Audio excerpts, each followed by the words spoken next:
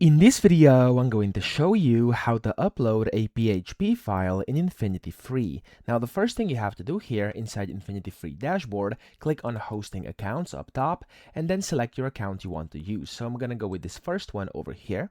And now to upload a PHP file, you want to click on File Manager, this orange button over here. This is going to take you to their file manager here.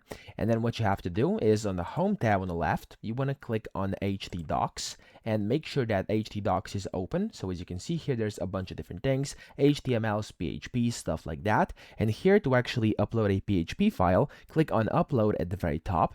And then here, you want to click on Files and choose your file. So I have a random PHP named Tutorial PHP. I'm going to click on that, press Open.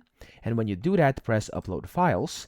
And just like this, you'll see that it's now been added and uploaded inside your database over here. So, or not database, I meant inside your folder. Okay, so here you can see if I can find it. There we go, tutorial.php, and that's how you upload it. So that's it. I hope this video helped you out. If it did, please subscribe to the channel and help me out as well.